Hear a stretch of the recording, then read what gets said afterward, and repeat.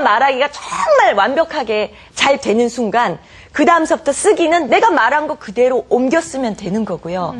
독해라는 건 내가 많이 알아듣고 많이 말을 할 수 있다는 거는 그만큼의 독해 내용도 알아듣고 이해한다는 거거든요. 즉 듣기와 말하기에 정말 열정을 다해서 초등학교 시기까지는 함께 많이 외치고 풍요롭게 들은 다음에 힘을 키운 다음에 독해를 해도 늦지 않다. 엄마는 14살 때 중1 때 처음 알파벳 배웠다라는 말을 자꾸 해서라도 아이에게 자신감을 키워줬어요. 왜냐하면 독해 시험이 학원에 들어갈 때도 요즘 그렇고 너무나 사실 굉장히 앞서간 건 사실이에요. 선행이었죠. 그래서 아이가 실은 그 정도까지 안 해도 되는데 너무 앞서간 시험들을 쫓아가다 보니까 스트레스를 굉장히 많이 받더라고요. 네. 그리고 사실 많은 아이들이 그렇게 독해로 인해서 스트레스를 받고 끈도 떨어지고 영어가 싫어졌다는 아이들이 많거든요. 그래서 전 그럴 때마다 한 템포 독해를 수준을 낮춰주시고 다시 한번 도전하라는 말을 많이 하거든요. 아마 그런 의미에서 현진이도 좀 자신감을 갖고 말하고 듣기 풍요롭게 시간을 할애하다 보니까 시험용 영어에 생각보다 본인도 좀 마음을 느긋하게 갖고 하다 보니까 점수가 나빴던 것 같아요. 그렇군요. 그럼에도 불구하고 크게 연연하지 않고 오히려 예? 더 자신감 있게. 예. 네. 그것도 좋은 교육 방법이고 교육 그러네요. 철학이라는 네. 생각이 들어요. 근데 사실 어떻게 보면 그런 거를 이제 자신감이라고 표현을 한다면 일반적인 어머니들이 약간 좀 불안한 감이 있는 거죠. 그렇죠. 네. 그러니까 이제 사교육에 자꾸 매달리고 네. 옆집 애가 여기 다닌다 그러면 우리도 저도 다녀야 갖고 되고 다녀야 하고. 되고, 네. 예, 예. 근데 거기에 대해서 좀 이렇게 어떻게 그러니까 저항할 수 있는 힘이라고 할까요?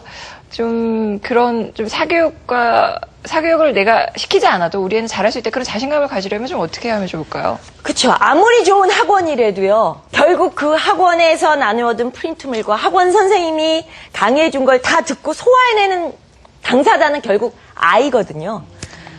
그러니까 스스로 공부할 수 있는 자가학습 능력을 키워주는 게 저는 더 중요하다고 봐요. 그러니까 굉장히 어떤 면에서는 학원에서 정리 있게 더 잘 포인트를 집어주겠지만 결국 그거를 소화해내는 건 아이인데 아이가 그거를 어떻게 공부하냐는가 고기 잡는 법을 어머니는 가르쳐 줘야 되는데 그거는 바로 아이와 함께 풀어나갈 숙제라고 저는 봅니다. 제가 학원에 이렇게 참 토플, 토익 만점을 받은 초등학생, 중학생들을 많이 보고 굉장히 독해를 앞서가고 학원에 다니면서 영어 실력이 좋아졌다는 아이들을 보면서도 그 아이들의 공통적으로 나타나는 게 세 가지였어요. 첫 번째는 나름대로 굉장한 스트레스를 받고 있더라고요.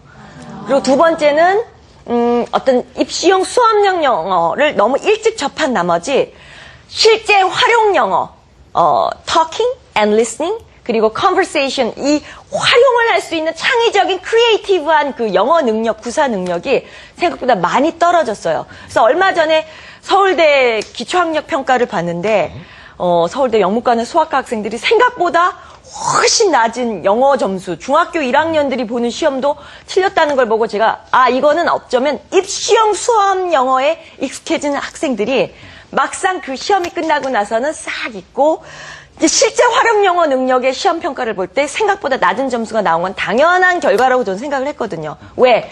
우리가 지금까지 아주 예로부터 40년, 50년 전부터 그 영어 때문에 지금까지 또 굉장히 사교육비에 돈을 쓰면서도 못하는 거 마찬가지라고 보거든요. 그래서 저는 이제는 실용 영어 세대에 맞춰서 좀 분배를 했으면 좋겠어요. 올인을 독해와 시험이 아니라 분배할 수 있는 활용 영어 능력을 키운다면 집에서도 얼마든지 할 수 있다는 거죠. 네.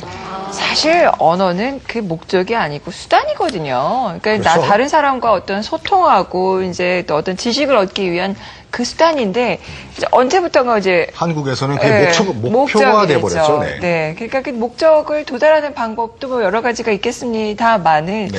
약간 좀 이렇게 왜곡된 부분이 분명히 있는 건 사실인 것 같습니다. 네. 근데 박현영 씨는 사실 뭐 이 영어 때문에 대중에게 또 알려졌고 또 많은 사랑도 받으셨고 또 지금 영어 관련 사업도 하고 계신데 그런데 영어의 그 중요성은 다른 사람보다는 훨씬 더 강하게 다가오시겠어요. 그렇죠. 네. 저는 영어가 삶의 모든 것이라는 말을 많이 하고 아이에게 항상 그런 말이에요. 내가 너에게 준 인생 최고의 재산이자 선물이다라는 말을 많이 해요. 영어를 잘하는 아이들은 일단 자신감이 있고 또 그 영어를 바탕으로 베이스로 물론 영어와 관련 없는 것 같지만 정말 무한한 가능성을 펼칠 수 있고 자기의 꿈을 펼칠 수 있기 때문에 영어의 중요성을 참 많이 알고 있고 또 어떤 일을 하더라도 꼭 영어가 걸려요.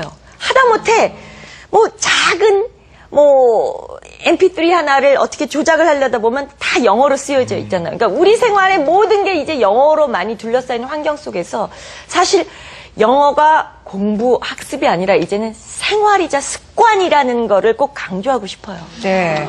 맞습니다. 정말 방금 선생님께서 말씀하신 것처럼 안타깝지만 한국 사회에 살아가면서 영어는 가장 중요한 무기이자 생존 수단이거든요. 그렇기 때문에 많은 이제 학부모들이 이제 관심을 가지는데 안타깝게도 또 선생님 같이 어떤 소신을 가지고 또 영어 자녀 교육을 시키는 것이 그렇게 쉬운 일은 아니거든요. 네. 그럼에도 불구하고 또 해야 되는 거죠. 그렇죠, 맞습니다.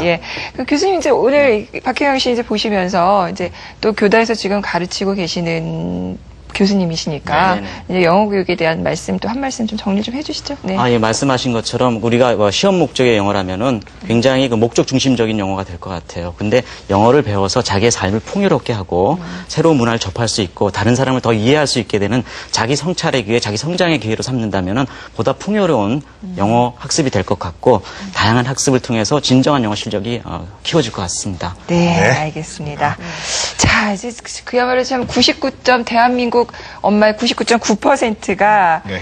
참 영어에 자신이 없다고 해도 어떻게 보면 과언이 아니고 그렇죠. 더더군다나 네. 가르친다는 거. 왜냐하면 가르친다는 거 내가 상대방보다 더 알아야 되니까. 낫다는 네, 얘기인데 그렇죠. 네. 근데 이제 그럴 필요 없다는 말씀이시죠. 예, 같이 공부하고 같이 친밀하게 아이들과 함께하면 아이들의 영어 실력도 훨씬 더 많이 향상이 될 것 같습니다. 맞습니다. 오늘 좋은 말씀 주신 박현영 씨 오늘 나와주셔서 너무 감사합니다. 감사합니다. 예, 감사합니다.